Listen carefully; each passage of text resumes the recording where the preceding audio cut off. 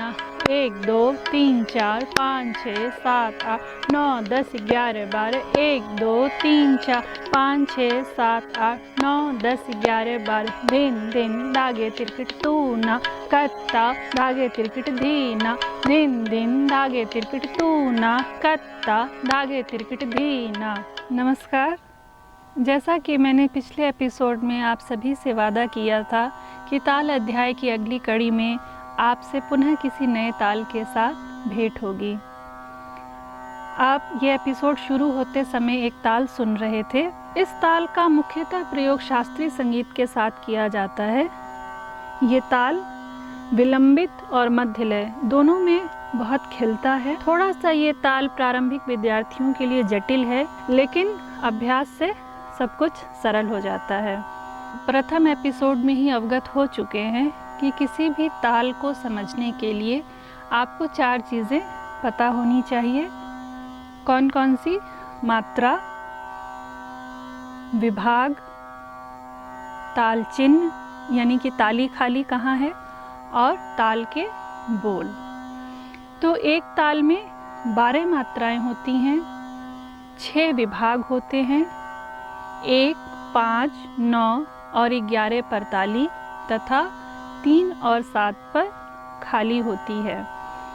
इसके बोल इस प्रकार हैं: धिन धिन धागे तिरकिट तूना कत्ता धागे तिरकिट धीना। ये आप मेरी स्क्रीन पे देख रहे होंगे। साथ ही साथ आप ये भी देख रहे होंगे कि अभी हमने दुगुन तिगुन लिखना शुरू नहीं किया और धागे तिरकिट के नीचे आप जो है अभी से अर्धचंद्राकार का निशान देख रहे हैं। तो इसके पीछे कारण ये है कि धागे एक मात्रा है और तिरकिट एक मात्रा है। ये किसी लयकारी के अंतर्गत नहीं है, बल्कि ये ताल का मूल रूप है। तो आपने अभी एक ताल का परिचय जाना। अब इसके बाद हम देखेंगे कि हम इसकी लयकारी कैसे लिखेंगे। जैसे आप गणित में कोई भी सवाल पढ़ते हैं तो एक हमें कोई फॉर्मूला दे दिया जाता है, कोई सूत्र दे दिया जाता है, उसी के आधार पर जो है आपको बहुत से प्रश्न आप हल कर लेते हैं जो उस तरीके के होते हैं। तो इसी तरह ताल का भी एक फॉर्मूला है, एक तरीका है लिखने का। जब आप एक बार जान गए हैं तो कोई भी ताल आपको दे दी जाए तो आप बहुत आसानी से उसको लिख लेंगे। थोड़ा सा यहाँ आप धागे तिरकिट को लेके थोड़ा सा कंफ्यूज हो सकते हैं, लेकिन ये बहुत बड़ा जटिल विषय नहीं है, तो आप आराम से इसको कर लेंगे। तो देखते हैं कि हम इसकी दुगुन कैसे लिखेंगे।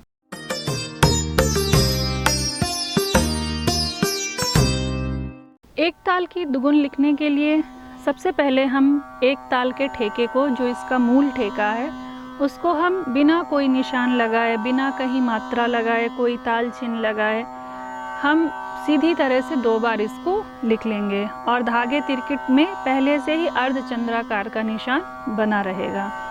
ठीक है, इस तरह आप 2 बार इसको आराम से लिख लें। उसके बाद पीछे से 2-2 मात्राओं को, ठीक है, 2-2 मात्राओं को एक अर्धचंद्राकार में घेरते हुए आप आगे बढ़ते चले जाएं और पीछे से ही उल्टी गिनती शुरू करें।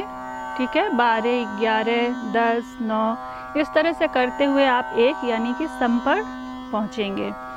उसके बाद आपको मालूम है कि इसमें 6 विभाग होते हैं और प्रत्येक विभाग में 2-2 मात्राएं होती हैं। तो अब हमने जो है 2-2 मात्राओं को एक में कर लिया। अब हम 2-2 मात्राओं के बाद एक विभाग खींचते चले जाएंगे। उसके बाद हमें मालूम है ताल का परिचय कि कहाँ कहाँ ताली है और कहाँ कहाँ खाली है। उसी तरह आप जो है पहले पे सम का निशान और जहाँ जहाँ ताली है उसके बाद 2, 3, 4 जो आएगा लगाते जाएं और जहाँ खाली है वहाँ 0 का इस्तेमाल करें। इस प्रकार आपकी दुगुन हो गई। इसी तरह से हम एक ताल की तिगुन लिखेंगे। तिगुन लिखने के लिए जो मूल ठेका है आपका, उसको आप बिना कोई निशान लगाए, बिना कुछ किए आप 3 बार आराम से थोड़ी थोड़ी दूर पे लिख लीजिए। उसके बाद 3-3 मात्राओं को पीछे से अर्धचंद्राकार बनाते हुए एक में करते हुए आप आगे बढ़ते चले जाइए और सम तक पहुँचिए। उसके बाद उल्टी काउंटिंग आप करिए, 12, 11, 10 तक करते करते आप 1 तक पहुँचिए। फिर ताल परिचय के अनुसार आप प्रत्येक विभाग में 2-2 मात्राओं का विभाजन कीजिए, यानी कि 2 मात्राओं के बाद एक खड़ी लाइन खींच दीजिए, विभाग बनाइए और ताल परिचय के अनुसार आप सम, ताली और खाली का प्रदर्शन कीजिए। इसी प्रकार आप एक ताल की चौगुन भी लिख लेंगे। सबसे पहले आप मूल ठेका जो एक ताल का है उसको बिना कोई निशान लगाए 4 बार लिख लीजिए और पीछे से अर्धचंद्राकार बनाते हुए आप जो है आगे चलते चलिए और पीछे से उल्टी गिनती करिए और सम तक पहुँचिए। ताल परिचय के अनुसार आप उसी तरीके से 2-2 मात्राओं के बाद एक विभाग बनाइए, विभाजन कीजिए और ताली और खाली को प्रदर्शित कीजिए।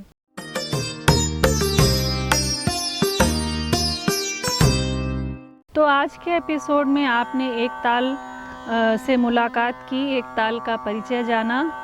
तो अब आप अभ्यास के लिए एक प्रश्न नोट कीजिए। एक ताल का परिचय देते हुए उसका दोगुन, तिगुन एवं चौगुन लिखिए। अगले एपिसोड में एक नई ताल के साथ आपसे पुनः मुलाकात होगी। तब तक के लिए सुरक्षित रहिए, होमवर्क करिए। जय हिंद।